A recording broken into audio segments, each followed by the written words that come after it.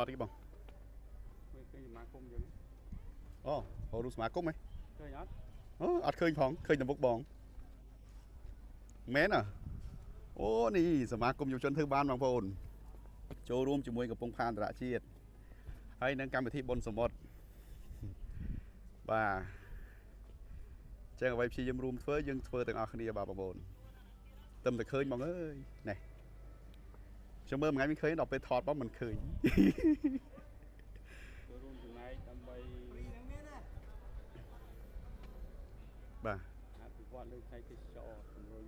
សេដ្ឋកិច្ចជាតិចូលរួមចំណែកជាមួយរដ្ឋាភិបាលកម្ពុជាក្នុងការដឹកនាំរបស់គណៈយុវវត្តស្ដីបាទថ្ងៃនេះបងចង់បង្ហាញខ្លះដល់បងប្អូនបងចង់ជំរាបទៅទស្សនិកជនថាថ្ងៃនេះសមាគមយុវជនធ្វើបានយើងបានចូលរួមចំណែកជាមួយរដ្ឋាភិបាលដែលទីនេះគឺជាតាំងដែលជាស្នាដៃមួយរបស់រដ្ឋាភិបាលដែលបានបង្កើតតំបន់ទេសចរបាទខេត្តកំពតរបស់យើងជាតំបន់ទេសចរអន្តរជាតិបាទហើយតំបន់ទេសចរអន្តរជាតិនេះគឺគ្រប់គ្រងដោយក្រសួងគមនាគមន៍ដឹកជញ្ជូនហើយនិងក្រសួងទេសចរថ្ងៃនេះគឺជាថ្ងៃសម្ពោធបើកសម្ពោធហើយថ្ងៃនេះសមាគមយុវជនធ្វើបានក៏បានចូលរួមចំណែកដើម្បីជួយផ្សព្វផ្សាយដល់យុវជាតិអន្តរជាតិទាំងអស់ដែលមានបំណងចង់ចូលរួមមកទស្សនានៅកំពង់ផែអន្តរជាតិទេសចរនេះគឺសូមអញ្ជើញមកទាំងអស់គ្នាជាពិសេសកំពង់ផែនេះគឺជាកំពង់ផែ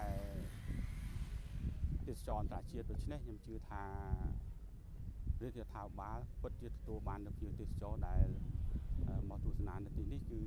ទឹកដីកំពតយើងដឹងហើយជាទីតាំងដែលដីត្រជាក់នៅតំបន់មាត់សមុទ្រគឺខេត្តកំពតឯងបាទខេត្តដែលហៅថាទេសចរដែលត្រជាក់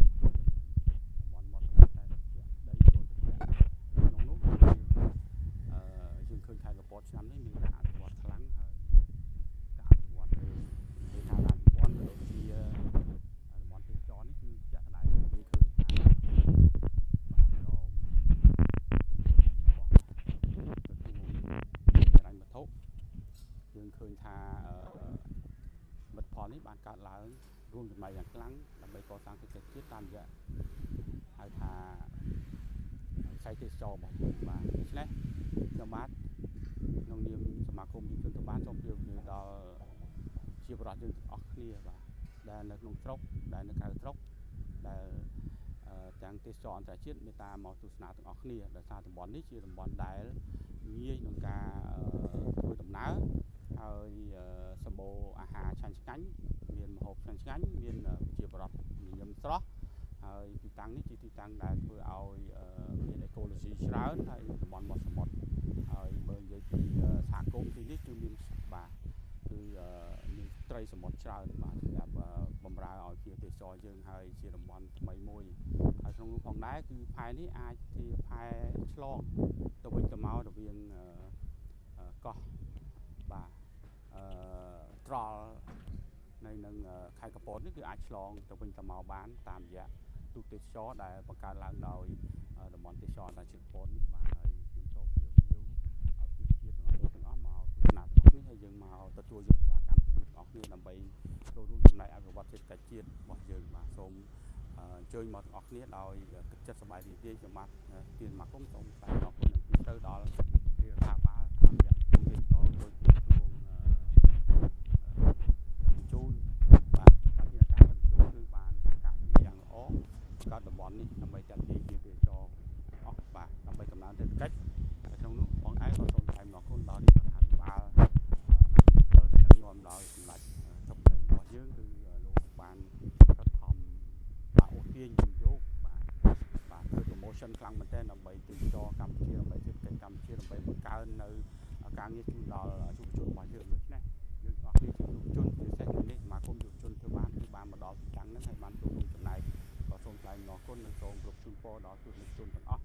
ដែលបានទស្សនាវីដេអូនេះហើយសូមអញ្ជើញចូលរួមទាំងអស់គ្នាបាទហើយបើសិនជាបងប្អូនមានចំណាប់អារម្មណ៍អាចតាក់ទងមកសមាគមយើងក៏បានដែរបាទសមាគមយើងអាចរៀបចំទទួលបងប្អូនជាក្រុមដើម្បីមកទស្សនាទីនេះ ទាំងអស់គ្នាបាទនៅទីនេះគឺទីតាំងឋានសួគ៌របស់ទេសចរក្នុងខេត្តកំពតរបស់យើងបាទហើយក៏ទៀតក្នុងការនេះសូមថ្លែងអំណរគុណដល់ទៀតថៅបាលរបស់យើងដែលបានខំប្រឹងប្រែងបានប្រើអស់នៅធម្មពលដែលមានបាទដើម្បីបន្តដឹកនាំប្រទេស